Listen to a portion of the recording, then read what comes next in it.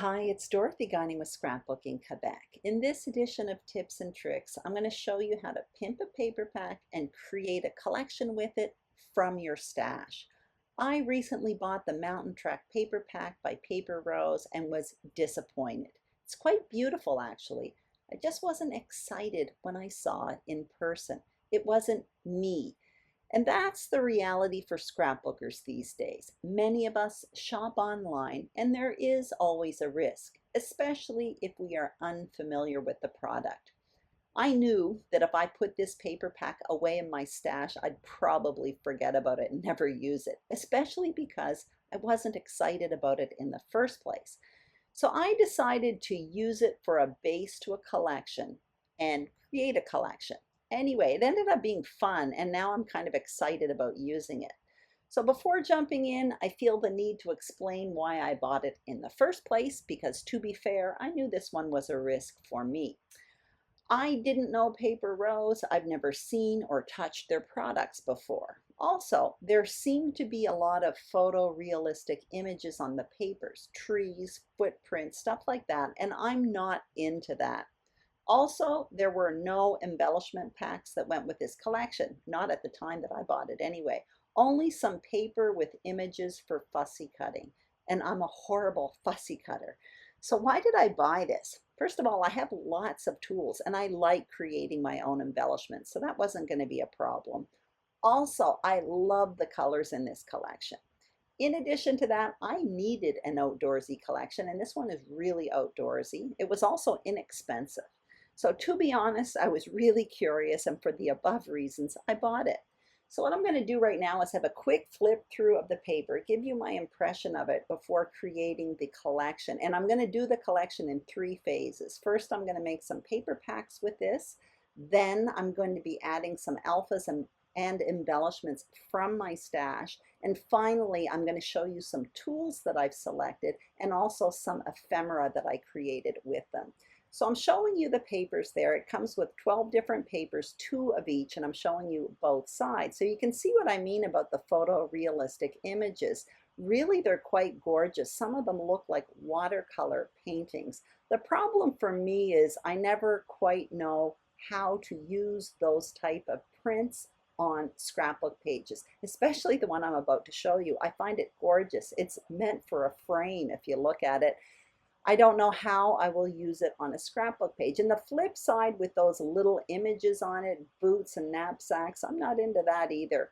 You're about to see as well the fussy cutting sheet. I'm not into that as well. Again, beautiful images, but I'm a bad fussy cutter. Also, this paper has a nice weight to it, I must add, but it has a glossy finish, something I'm not really fond of. So I'm going to make 4 paper packs here, and I am going to be adding paper from my stash, including those 2 craft colored ones there. Those are from Color Play Paper. I feel I need to add my own paper in here just to tone down those prints as well as those big photorealistic images. I'm also adding in some cardstock here, and I'm deciding between American Crafts and Basil White, and I ended up going with American Crafts. So there you have it, my first paper pack.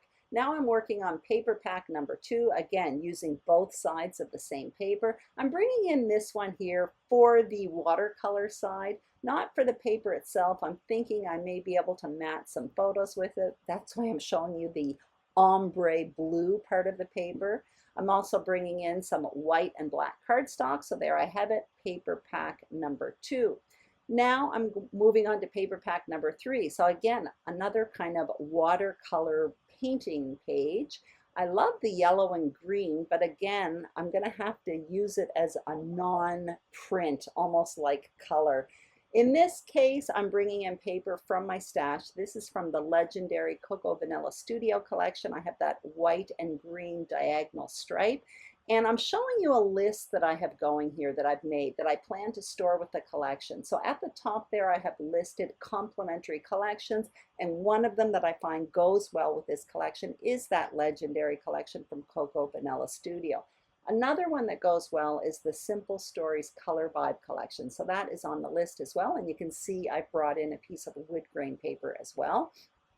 for the cardstock here, I have white cardstock and I'm bringing in two different greens, and these are from Stampin' Up, so I'm putting those in the pack as well. So there I have it, 3 paper packs made so far, and now I'm going to move on to paper pack number 4. So for this one, I'm going to start with that watercolor painting. And the flip side, like I said, the boots and knapsacks, I'm not really into that, so I'm going to keep it probably on that watercolor side.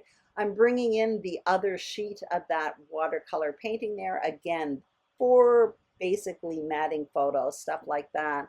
I'm bringing in a piece of that wood grain paper, a dark one this time from the Simple Stories collection, and 2 sheets of cardstock, 2 colors of cardstock, white as well as craft. So that is collection pack number 4.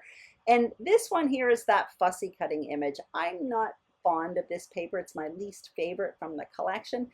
What I'll probably do if I use it is use it to either mat a layout. I often make frame style foundations. That's what I'm showing you right now. Or I could use it in some layering or maybe matting photos. So now I'm moving on to phase number 2, and that is getting embellishments and alphas from my stash. So I basically grouped the 2 mini kits together, the first 2, because of the color family. And what you see me bringing in here are some alphas. So the large ones are from Simple Stories, the Color Vibe collection.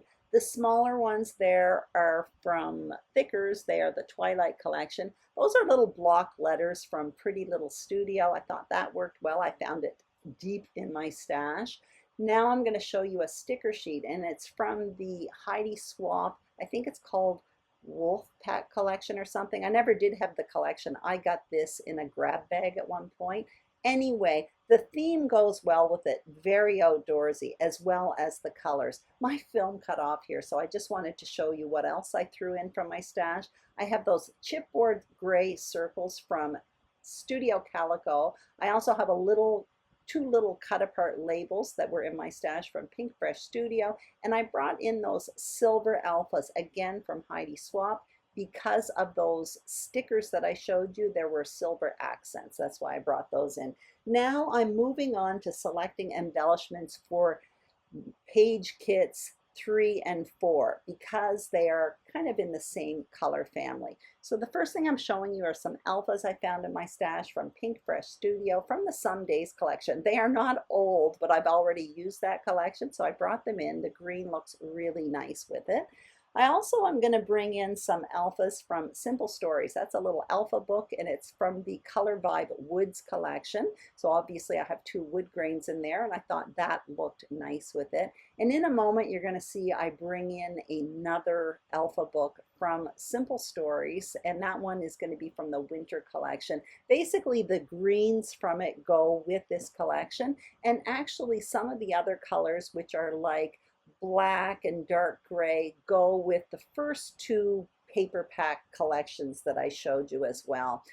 All of these are going to be listed on my list that I'm keeping, that I'll be keeping with this collection pack. This is a chipboard sticker sheet from Pink Fresh Studio that was in my stash. Again, another one that was probably in a grab bag, but there are greens in there, arrows. It's very outdoorsy, so I thought I could get some use out of that as well.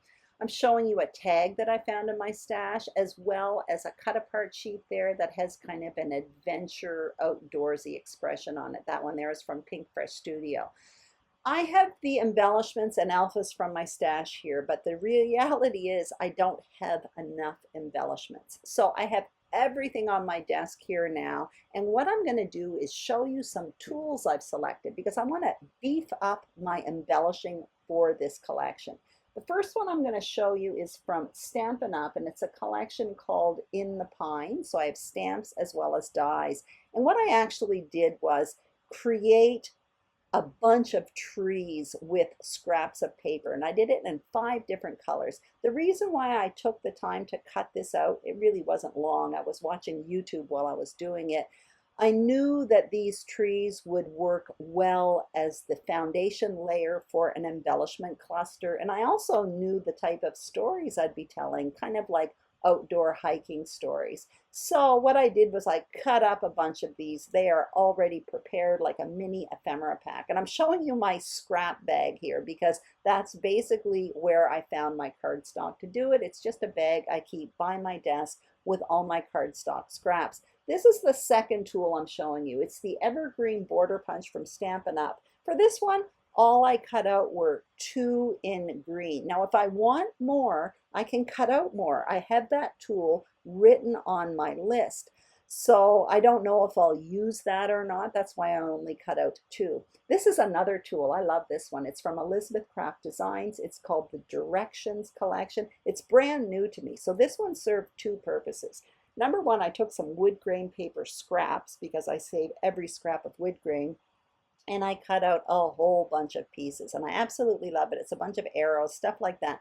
Perfect for outdoorsy adventure type pages. Also, this is new to me, and when I get a new die set, I do like to run it through my die cutting machine just to see how it works. So in addition to that, I got that done as well. So I have a bunch of pieces from it, and I actually tested out my die.